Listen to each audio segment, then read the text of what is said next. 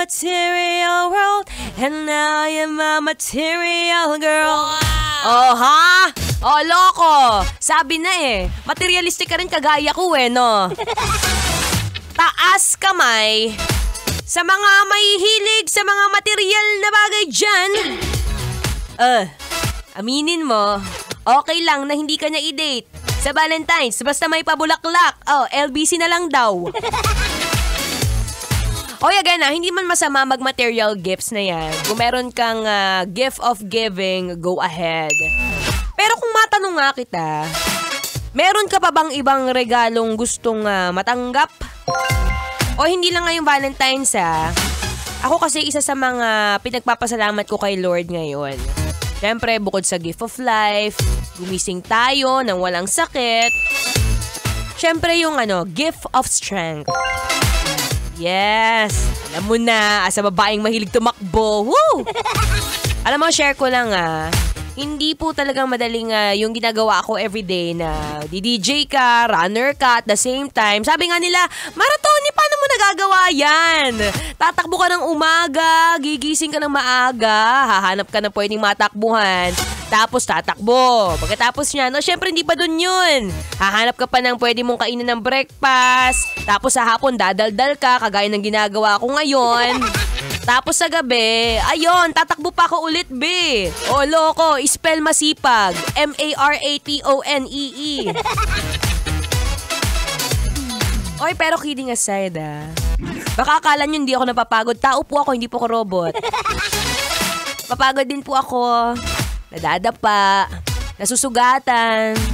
Nagli-leave pag hindi na kaya. Normal yun, be. Pero kung matanong mo, saan nga ba kumukuha ng lakas si Maratoni? Well, syempre, kailangan pa bang i-memorize yan, basic? Sa mga taong nagmo-motivate sa akin. Katulad ng pamilya ko. Diba? Isa sila sa mga naging supporter ko. Sa mga pamilya ko, hello sa inyong lahat. Sa mga kaibigan. Sa jowa.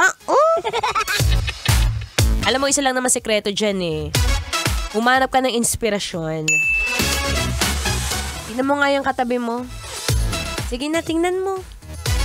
Tingin mo ba magiging inspiration mo yan? Kung kunwari naghahanap ka ng lakas ng loob.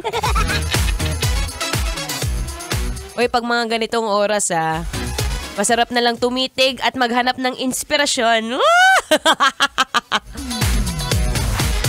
Pero ayun nga, speaking of material gifts, bukod sa material gifts na lagi mong natatanggap araw-araw, alam mo, simpleng bagay yan chocolate, flowers, ngayong Valentine's. Pero mas maganda pa rin talaga kapag merong kang lakas ng katawan. Sabi ni Maratoni kasi siya bata pa Ako, wala na be. Matandaan na ako. Hindi ko na kaya yan. Sus! Maniwala ka sa sarili mo. Ikaw lang nagsasabi niya. Hindi mo pa nga natatry. Kaya ikaw, kuya, ate, kute, isipin mo sa sarili mo na, oo nga tama yung sinasabi ni Maratoni. Matanda na ako. Nabubulol pa ako, wait lang.